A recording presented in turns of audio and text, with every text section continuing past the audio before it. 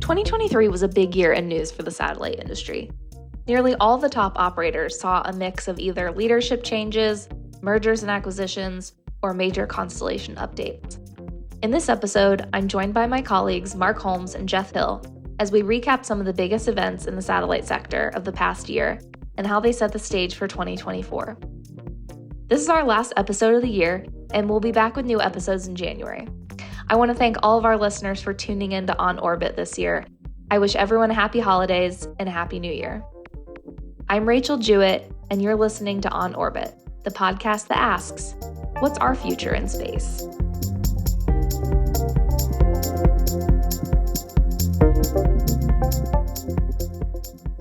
Hello, and welcome to the final episode of On Orbit for 2023.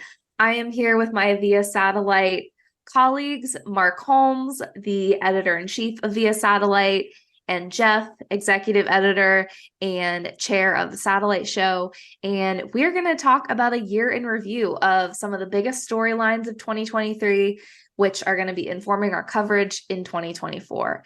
So this was a massive year of news in the satellite industry, and it seems like there was either consolidation, new leadership, or new investment plans or deals with almost every operator. At this point, Starlink has been operating for a number of years, and how the other operators are competing with Starlink is really driving the conversation in the industry. So Jeff and Mark, thank you guys so much for joining today. Mark, any opening thoughts about how this year was in satellite? I mean, it was as you sort of alluded to in those opening remarks. It was a big year. I mean, there was lots of news stories. Everything. I know we're going to delve into it a bit later, but deals were completed. We saw major announcements from the likes of Telesat and Amazon. I think what struck me is how almost normalized these big stories are becoming now. I mean, I think there's the industry has changed a lot in my time, and it has become more dynamic than at any time in the last 2 decades. So I think you're just going to see more of these. There's a lot of ambition in the space sector right now. A lot of companies looking to make a difference, very imaginative business plans, and this year really just capitalize it. The one thing I would add is I always joke at the start of every year when I'm writing my first ed note for the year at Via Satellite, I always say, and you've probably edited virtually all of these ed notes as well, that we're at the start of a new era, or at the cusp of a new era. Yeah, you always say that. And I kind of feel like we're kind of there now. The new era has begun. We're no longer waiting for it to begin. I feel like we're actually, the starting gun has been fired, and now the race is on in certain extent, and I think that's exciting for us as an industry. And you see it at the energy of the satellite show and things like that. So yeah, I think it's been a great year, been very interesting for us as editors, and lots to look forward to. Yeah. Jeff, would you agree that we are not like entering a new era, but satellite industry is already in a new era? Yeah, well, I think that we're starting to see, we've seen the consolidation in the industry that we were discussing a few years ago, saying that would happen. So you're starting to see like the satellite operators merge with one another, forming bigger entities. This has been an exceptionally active year for strategic realignment, and I can speak just from like a satellite show perspective. I think there are going to be a ton of rebrands and a ton of new service launches, and I think when we get to the end of 2024, you're going to have 3 major rebrands of satellite conglomerates at this point. Right. And sort of like a realignment of like what the competitive landscape looks like. And of course, like, as you mentioned at the top, like Starlink is kind of setting the pace here.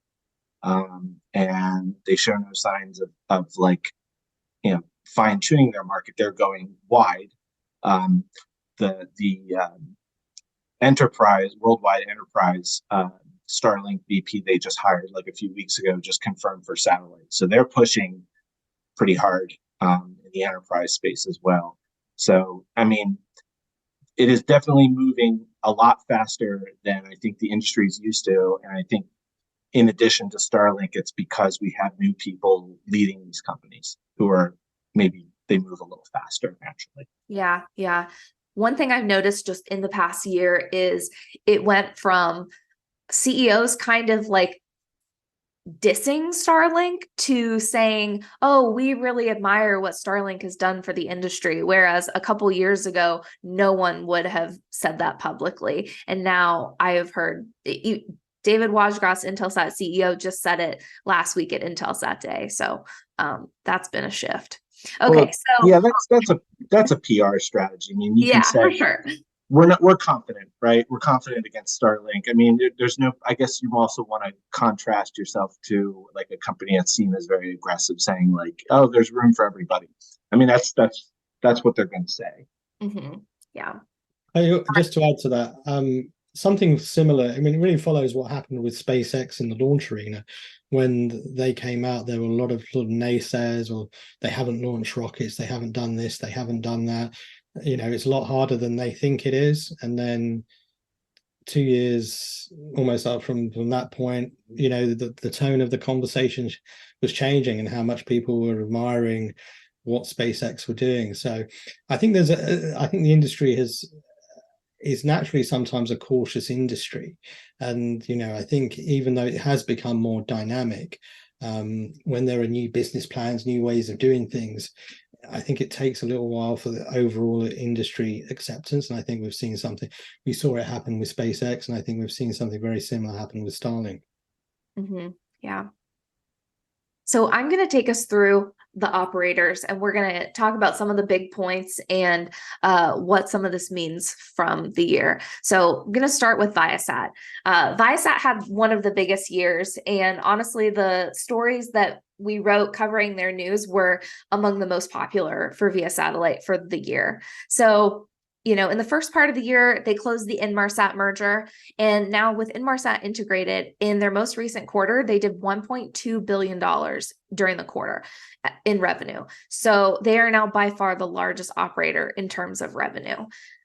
They had the launch of the first Viasat-3 satellite, which was super anticipated and unfortunately has had an issue. So it's not going to have the capacity they were expecting. On their most recent call, they said they're really going to focus on mobility, and with the capacity they have and with the satellites from Inmarsat, so they're rolling back on consumer broadband, and they're saying that they're not going to grow in that market, which is a pretty big change because that was going to be one of the key markets for that satellite. And then they recently did a fair amount of layoffs after the Inmarsat acquisition. So tons of news from out of Viasat this year. Jeff, what are you watching with Viasat as they move forward after this Viasat-3 issue and integrating Inmarsat? Right. Well, in addition to the Viasat-3 issue, you also have the Inmarsat-6 anomaly. So Yeah. that's now also on their plate. Well, first of all, I'm interested in what they get in the insurance payout, because I think the insurance that they collect has an impact on everybody else. I mean, it's like a $400 million payout. I think it's around there. So I'm just that's just for me. I'm naturally curious as to how that settles out, especially since they've said, well, we don't really need the satellite now that we have all these Inmarsat assets. We can basically do what we were going to do before. I'm just curious how that plays out. Then I would say once all of the pieces of the acquisition are settled in, like once we no longer have to look at their results and look at all the asterisks that are on the paper and say, okay, this company is now settled in. It is now Viasat, not Viasat dash Inmarsat. It's Viasat. Like, where are the growth markets? Like, where do they go from there? How do they protect their existing markets? With these resources, where do they go from here? And I guess that's the question. I mean, this is still Mark Dankberg's company. It will be Mark Dankberg's company for the foreseeable future. So what are M&A is one move. Now what's the next move? Yeah, I have all those questions too. Is there going to be an insurance panel at Satellite? Um, well, I'd like to see how it plays out first. I was hoping that we would get like some final word on it before I start reaching out to Yeah, insurers, because right. if I reach out to them now while it's being negotiated, they're not going to say anything. Oh, yeah, that's a good point.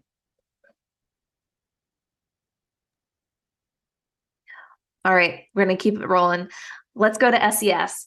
So, Steve Collar, who was the longtime CEO, he left in early June.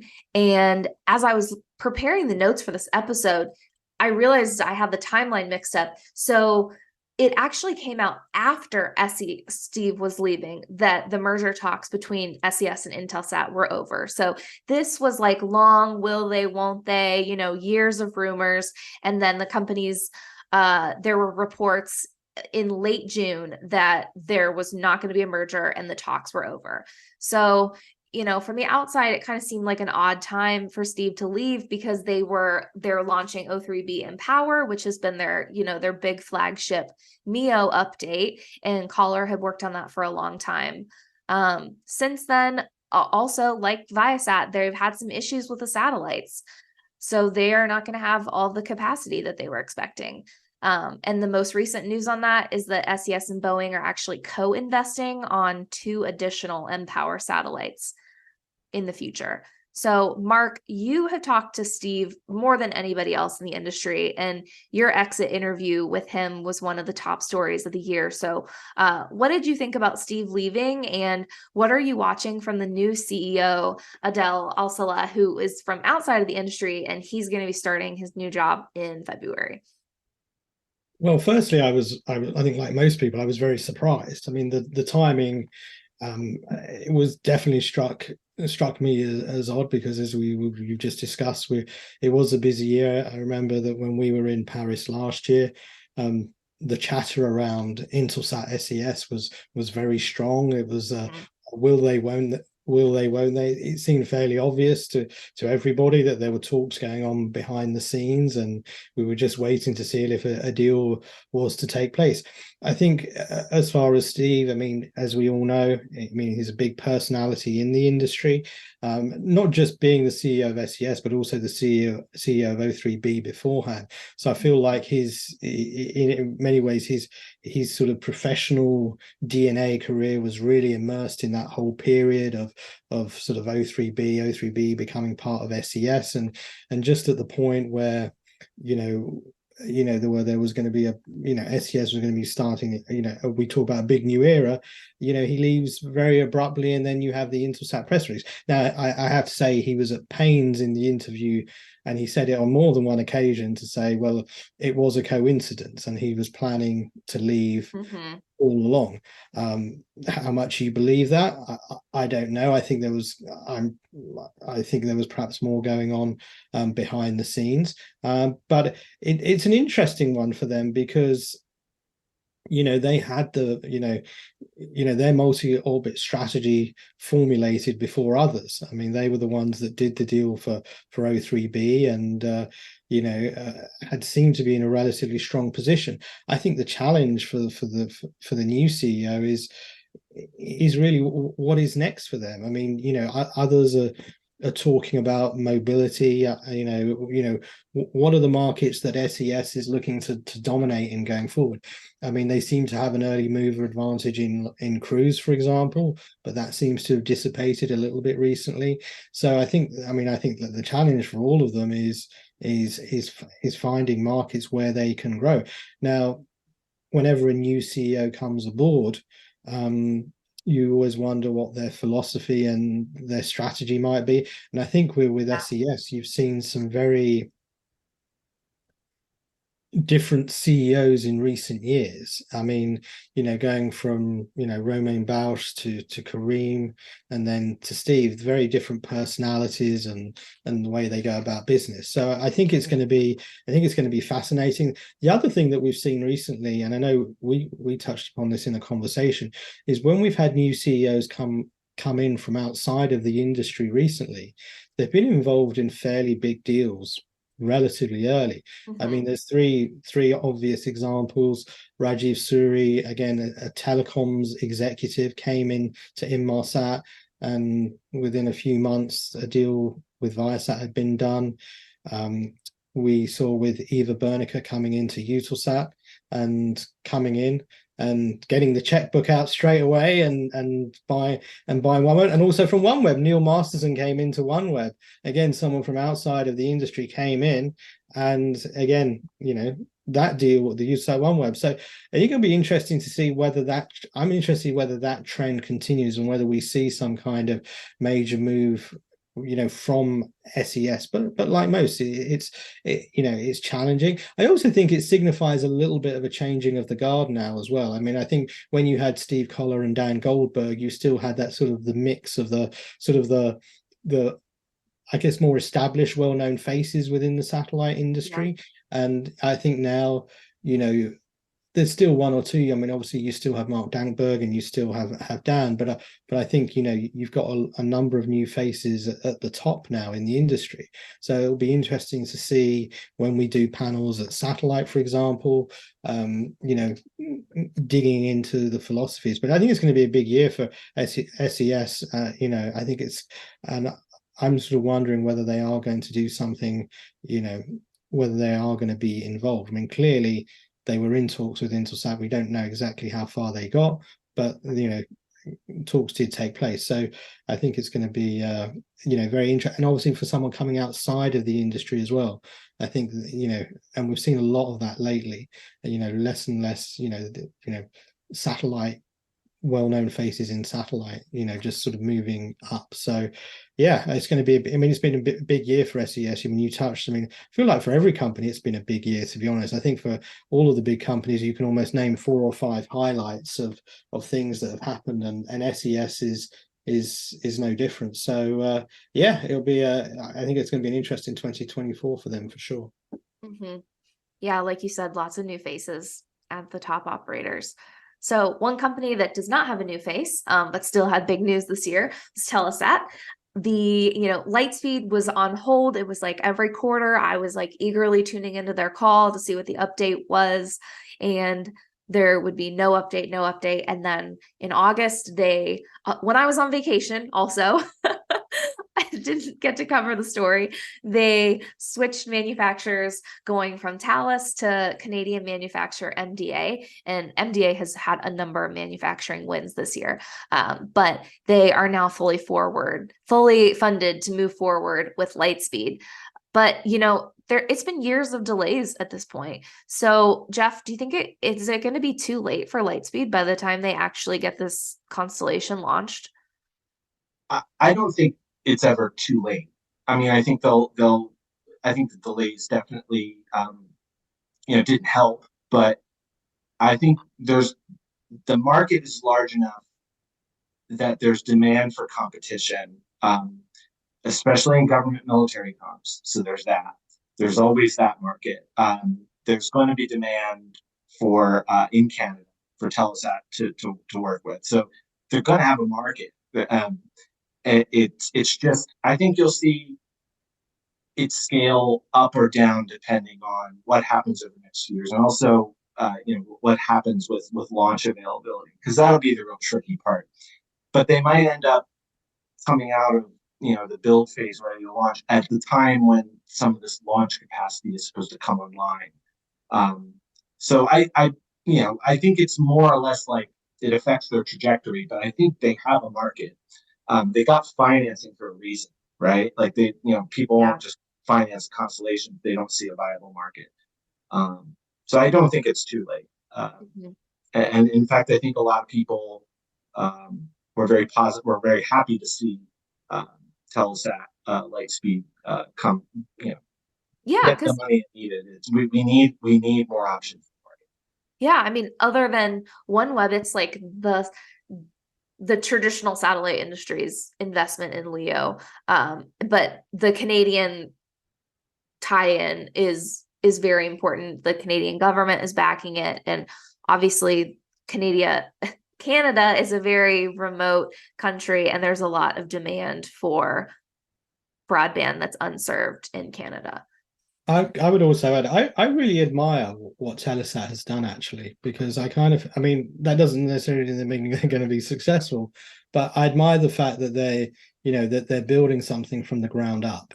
It's very easy, and as journalists, as we all know, we spend a lot of time talking about consolidation and partnerships and things like that. To build a LEO network from a ground up, is, I think, a very bold move from any of the big operators.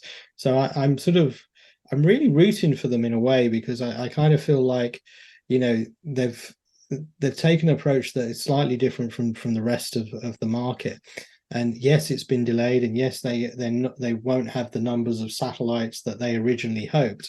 But I'm hoping weirdly that the delay is going to work for them, in the sense that the satellites they're now putting up are better than the ones they were going to put up originally, and actually it may sort of help them. But I think I genuinely think it would be good for our industry if Telesat is successful.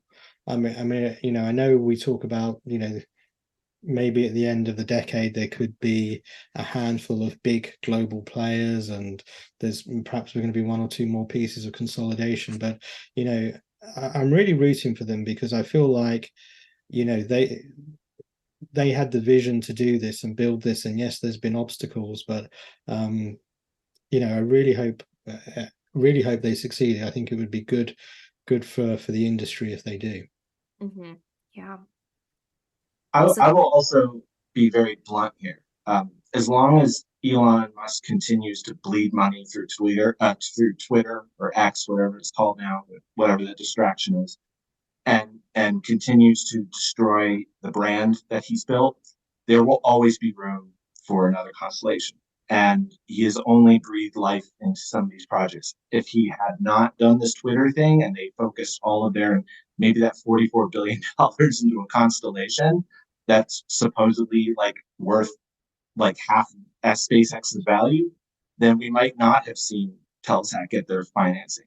But again, I think that's also, they set the pace, sure, but they also have their own liabilities in with Elon and what he's doing. Yeah, absolutely. And that also ties in with him weighing in international situations and foreign tie-ins, and that would only boost maybe Canada's interest in having secure access with a constellation set up in their own country. All right, so the other big competitor in the LEO space, Amazon, with Project Kuiper, which they were very quiet about this for years. We only found out a little bit, but this year we learned a lot more, starting with Dave Limp's keynote at Satellite when he rolled out their user terminals and made a big splash. Of course, Dave is now, he just started at Blue Origin this week. So recently, in the past few, I don't want to say a few months, maybe a month, 2 months ago, they launched their first prototype satellites, which they have demonstrated. They've signed telco partnerships this year with Vodafone, just recently some in Japan with JSAT and NTT, and they're bulking up their manufacturing capabilities, their new integration facility in Florida. So Kuiper is really pushing forward. What are you guys watching for Kuiper in 2024? What kind of impact do you think Kuiper is going to have on the market? What are your thoughts on Kuiper right now? I think they could have a massive impact. So I'm very interested. I was very interested with the names of the companies that they're already partnering with. I mean, Vodafone would be when you think of major telcos that perhaps the satellite industry would like to work with, I think their name has always been pretty much near the top of the list. So I think that's a very exciting name. Similarly with NTT in Japan as well. So I know they had their big event last week, and lots of, like, not just space news but lots of Amazon news full stop came out of that. So I mean, there is no doubt they could have a massive impact on this market. I mean, I think they have very ambitious plans. They're already looking to sign partnerships, do deals. So I'm expecting them to have a very, very big impact. I'd be almost surprised if it was the opposite. I think, when you think of Amazon, you think of, again, you think of a company that, has dominated the world of online retail and has now become almost, when you think of the first word of online retail, Amazon is often the first word everybody thinks about. I don't think they're necessarily going to be that in space, but I do think they're going to have I think they're going to have a very strong influence. They're clearly going to be well funded. They're clearly going to have very, very talented people working on the technology for them, as we saw at Satellite. So I think it's all geared up. So I would expect to see more of these types of partnerships announced. And I would expect, and they're clearly in this market to win and be a big player in this market. They're not looking to be a small complementary player. They want to be a big player. They want to do big things. They want to sign big partnerships. And that's what we would be disappointed if Amazon didn't do that. So yeah, it's going to be, I think they'll have a huge impact in this market. Maybe not like the SpaceX type of impacts of the last few years, but still a very, very big impact. Amazon's corporate culture and philosophy has always been built on establishing businesses around existing infrastructure. So they dominated the online retail market because you already had the mail system and UPS, right? They didn't have to build all that infrastructure. And so, and they found their success. All businesses that have been successful for them have been based on them not having to build the entire infrastructure network. I believe that once Kuiper enters service and starts providing service, as intended, things are going to move very quickly, because what they're doing behind the scenes right now is establishing that infrastructure network to support Kuiper. And I think we'll see some big announcements in terms of, like, we're going to get more details about the services itself this year, whereas last year we got big updates on the antennas. So I think all the pieces are, all the foundation is being built, and then when that service launches, it'll move very quickly. Yeah, that's a good point, that we still don't know much about how they're going to offer the actual service. We know there's a consumer terminal and we know they're partnering with telcos, but we don't know that much about service plans.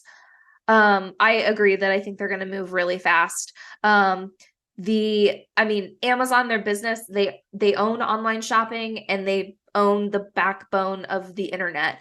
And the two limiting factors for both of those things are internet access to grow. So it makes perfect sense for them to put as much investment into Kuiper, because it's going to also pay off for their other businesses. My only question is, if there's any hiccups, or how much investment will the shareholders be able to bear? Amazon did cut back on some stuff this year, like the Alexa wasn't as successful, and they made a lot of cuts in their devices department. So, could Kuiper be a corporate project that, maybe just doesn't work out the way they planned? It's possible, but I think it's gonna bring revenue to their existing business lines. Yeah, absolutely. Yeah. Okay, one more operator that was two operators and became one this year. So Eutelsat and OneWeb. Again, this was a merger that took a while to close, but it was completed in September. So you've got one of the biggest traditional GEO operators and a LEO constellation. And OneWeb, the latest the latest, update I could find was that they are reportedly on track for global coverage by the end of this year. So I would be expecting a global coverage announcement, in the next few days or a week or two.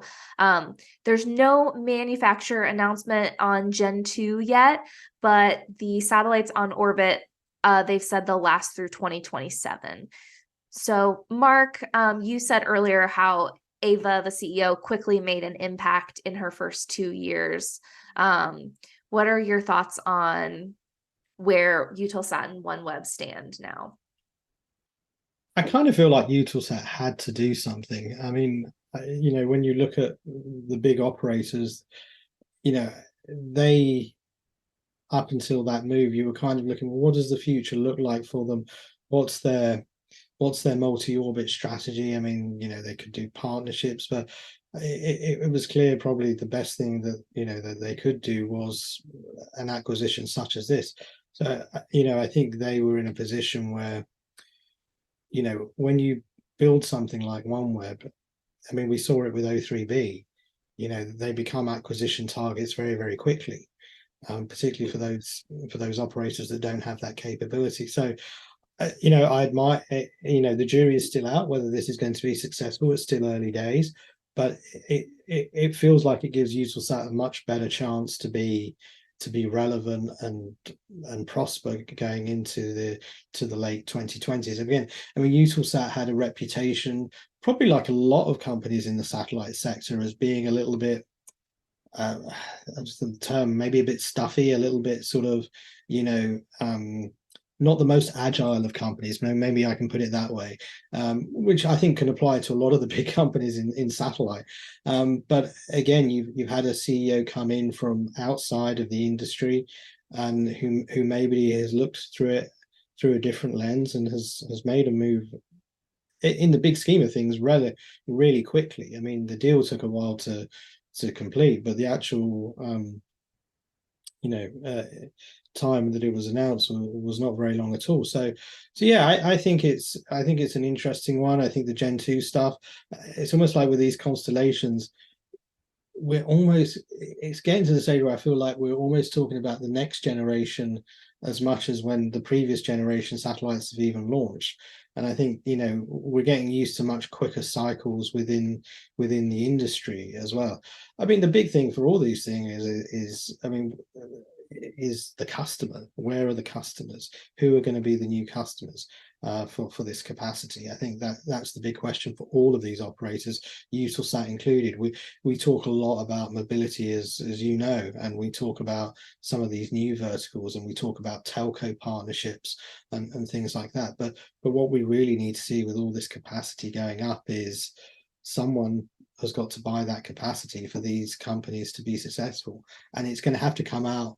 It's going to have to come away from traditional customers. So they're going to have to go beyond existing, whether it's government customers or broadcast customers in Eutelsat's case, and really sort of open up new markets for satellite technology. So I think it's an interesting move. It didn't surprise me, because it was fairly obvious that OneWeb was probably going to be acquired by one of the quote unquote big operators. I mean, we all know who else maybe could have acquired it. So and I think I think like a lot of I think these moves it's a bit like I'll make an analogy because I like my analogies. It's a bit like the NFL draft. It's, we can't judge these moves now. They look good on paper, but in 3 or 4 years' time, when we look at Viasat, when we look at Eutelsat, I think we'll have, and even Telesat to an extent, we'll have an idea of how successful these moves have been. You can't judge, like in the NFL draft, you can't judge the players straight away. You only know in 3 or 4 years if you've had a successful draft. And I think in the satellite industry, we've seen a lot of big moves over the last year. I mean, you've touched upon Telesat, we've touched upon Eutelsat, we've touched upon Viasat.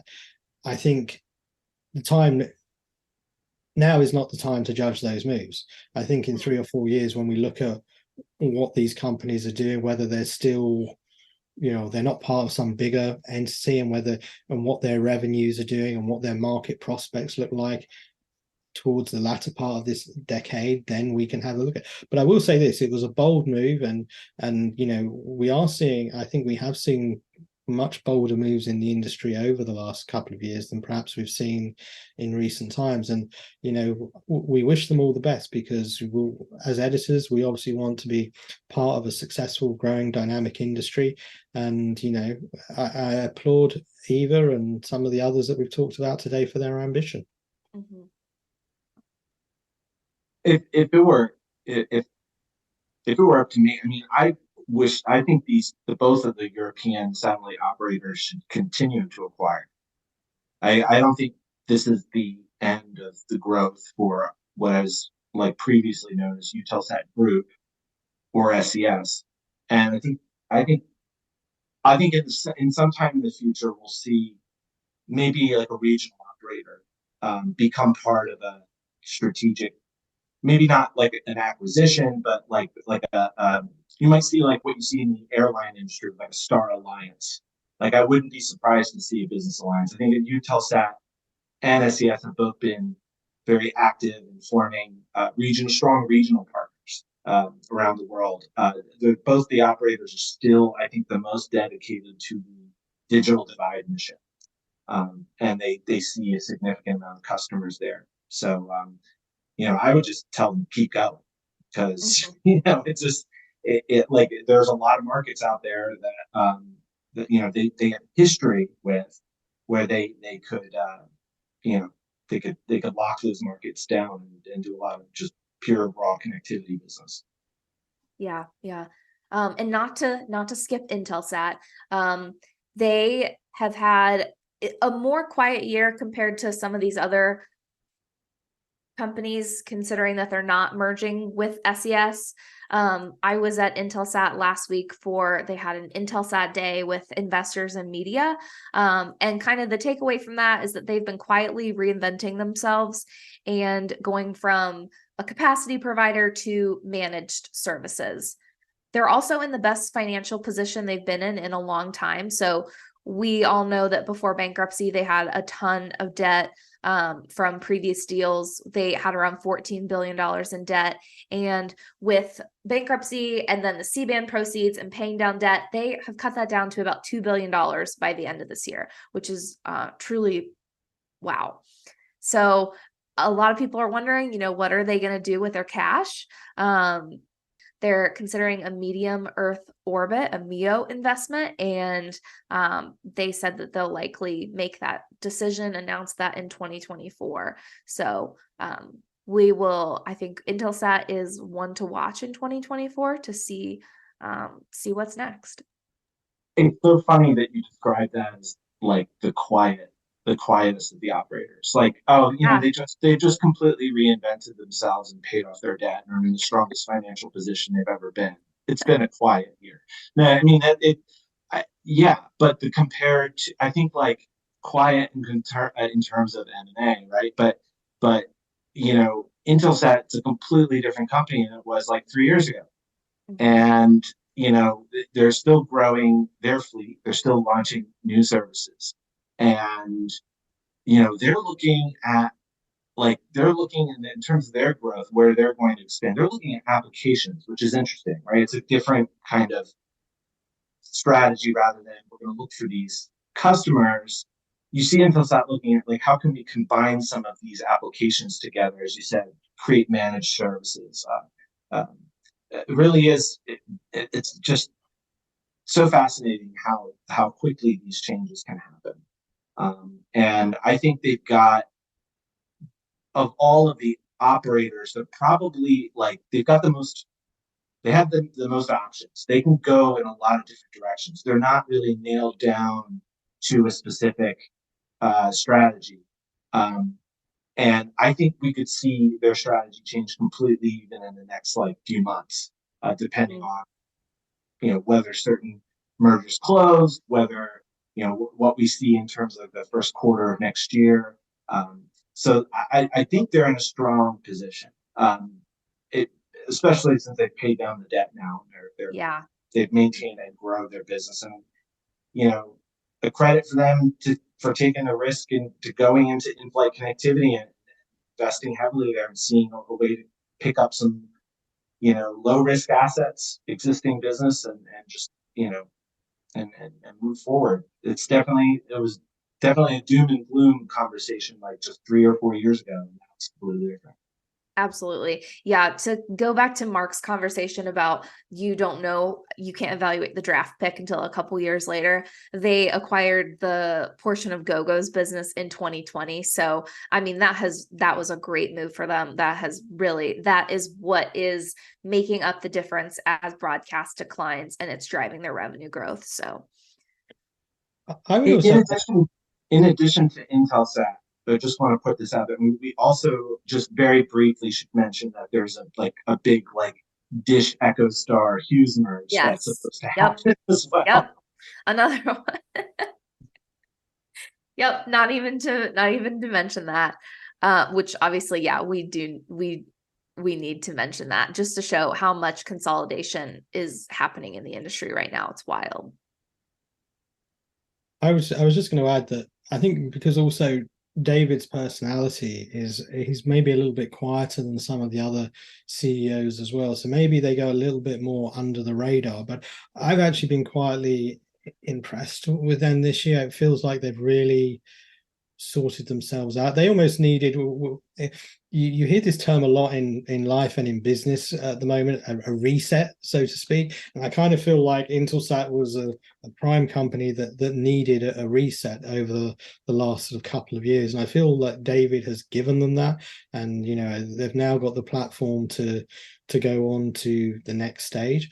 I think they're targeting some very interesting markets, as we know. That they're sort of they don't necessarily shout things from the rooftops compared to maybe other companies and they're very different. I think sometimes marketing of some of these companies, which could be another topic of conversation. I feel like Intelsat almost goes about its work in the shadows sometimes, but it has been very, very, very effective, and I think is now in a position where we can see what they're going to look to do next. I think they've put themselves in a position where, there probably will be something big involving them in 2024.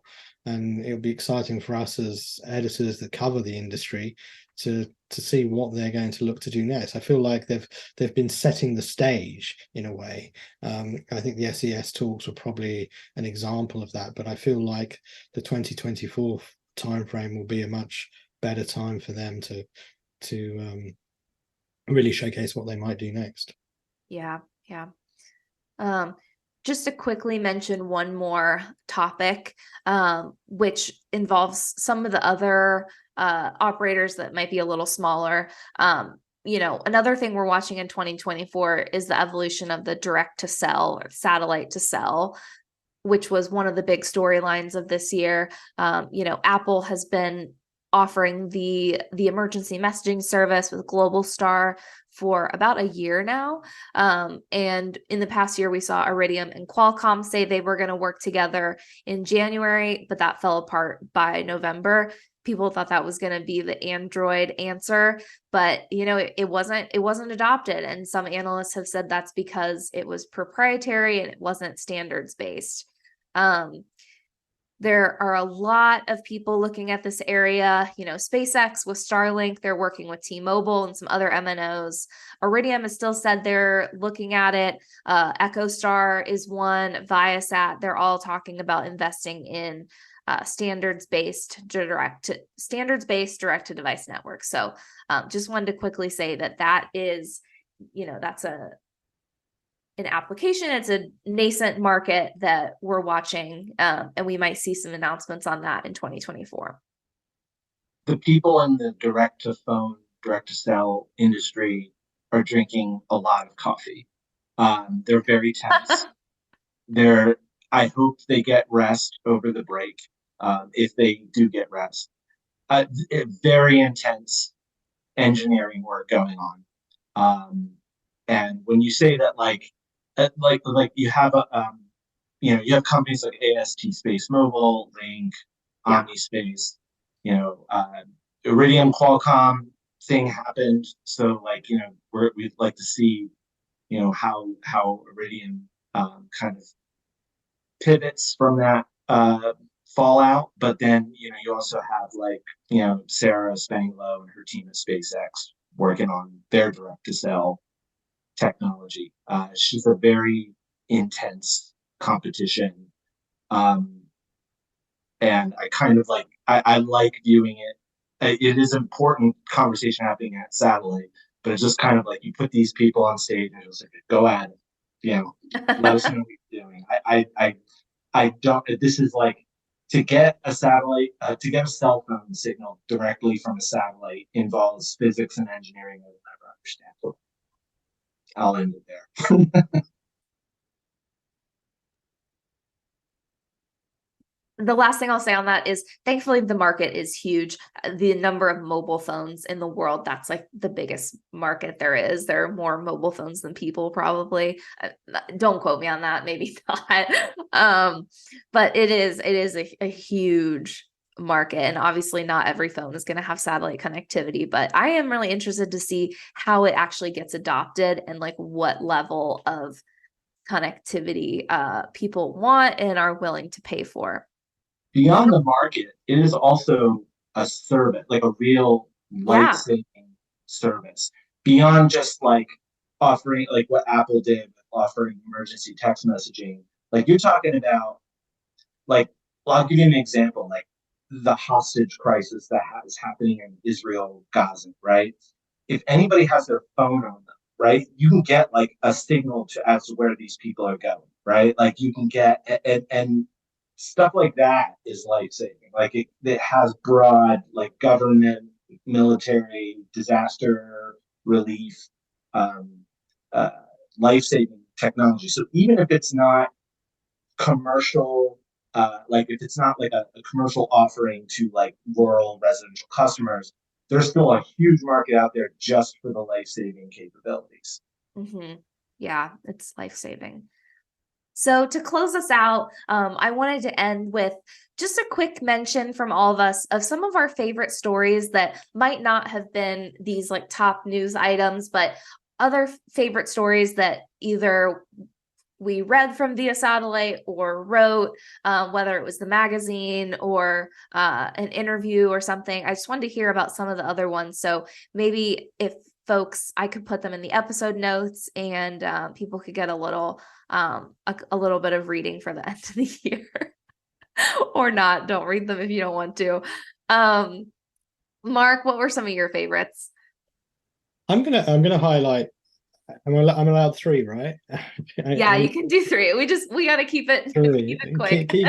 Keep it at three. I'm going to pick two that you wrote actually, Rachel. I'm going to pick firstly the celebrating women in satellite story, which um, I think was a great story you put together. Lots of stories of inspirational women in the industry. What I liked about this is one of the themes, what we've been looking to build with via satellite this year is for it to become like the community-based publication for the satellite sector. And I think stories like this are very, very important. And I think the fact that so many people wrote into you was Yeah, almost really unparalleled. amazing. Yeah. I thought it was fantastic, and I thought you put together it was two really amazing stories on this, and I think that feature will look to build and build in the future. So that was definitely one of the highlights of the year for me in terms of features. I'm also going to pick another one you did as well. I'm going to pick the one you did in the September edition regarding agriculture, and what I liked about this one is we've been hearing, as you know, Rachel, we've been hearing probably John Deere for the last 3 months. Everyone's been talking about John Deere and the potential contract there, but it's challenging as an editor, as we all know as writers, to go into these new markets and get interviews with different sets of people that have never traditionally talked to satellite and space publications. And I think you did a fantastic job with this story, where you did the big John Deere story last year, which was again groundbreaking for a satellite publication. But this one, you took it on to the next stage, and you got other players other than John Deere involved, and I think it was a really, really cool story. And I think it's great when we go into these new markets, whether it's agriculture, mining. Obviously, in previous years, it's been maritime and IFC, and so that story was a particular highlight. But just to stop you from getting the top three, Yeah. I'm going to pick one that you didn't write, and actually one that's just been in the edition recently, and Vivian Massey's top 10 technology trends, which is a new story that we've looked to do over this year. As we all know, because of the success of our 10 hottest companies in satellite story, we've seen that our community really enjoys these kinds of stories where these listicles where we look at things in a slightly different way. And this one, I know we sort of talked about in a couple of editorial meetings, and then we gave to Vivian, who's, as we know, a fantastic writer, and she's done an amazing job with that stories, and I think that one will become a staple in via satellite for the Yeah. years ahead. Mhm. So they would be the three that I would point out as particular highlights for me. I think those three stories were really, really. I mean, there was a lot of fantastic stories this year, but those three really stood out for me. Yeah, and just to give a little plug for celebrating women in satellite, so if you're listening to this episode now, the nominations are open. They're on our website. You can Google it. I don't know what the exact URL is at this moment, but the nominations will be open by the time you listen to this podcast, and I'll have it posted on my LinkedIn also. Yeah, so Jeff, what were some of your favorite stories this year? Um, well, Rachel, this is the first year you took full control of the podcast, and I really liked your interviews with uh, My Radar and also Michelle Parker from Oh Boat. yeah. I remember that. That was a good one. Um, I really liked the this past December December issue was amazing. Like all three of the features from Vivian, you, Mark, and also the one on Teresa. Ukraine. Yes. Was fantastic. Vivian's article on the launch bottleneck was also really really strong. So uh, we also hosted a lot of really bold opinions in the magazine this year, and interesting takes, questions being asked. Like I remember, I think Omar Case wrote one on like, is the Middle East going to be like a powerhouse, Mm. which was an interesting um, article with some good opinions there. So there's a lot. It was a really strong year, and I think the community contributing to the satellite has grown for the better. Yeah, we really value our freelancers. They do amazing work for us, and also the contributors. And if you want to contribute to Via Satellite with an opinion next year, please reach out. We are always interested to hear ideas. Um, some of my favorite stories, I would say one that Mark and I did together over the summer for our small sat edition was the a conversation with young people in satellite, and we both talked with a number of people and kind of wrote little vignettes about their stories. And what I was impressed with was their like courage and boldness to say what they things that they think need to be changed, and to share their passion for space, but also kind of take the industry to task and say these are the things that they want to be a part of changing in their careers. And we had two really neat tech stories this year on both edge computing, which was uh, from the Boston Consulting Group and Sita Sani, and quantum computing from Sonali Mahaptra at the UK, the UK's Quantum Computing Center. And those are very like heavy topics, but they were both able to write about it in a way that is easy to understand. And they both wrote them in, here's how it applies to space. And this is why you should be thinking about this technology and how it can apply to the space industry in the future. So those were two kind of different stories for Via Satellite. But it was like awesome expertise for us to feature, and they turned out very cool. So Thank you guys both for joining. It was great to have all three VIA editors for the last podcast of the year. It was a big year in satellite, and thanks to everyone for listening to On Orbit this year.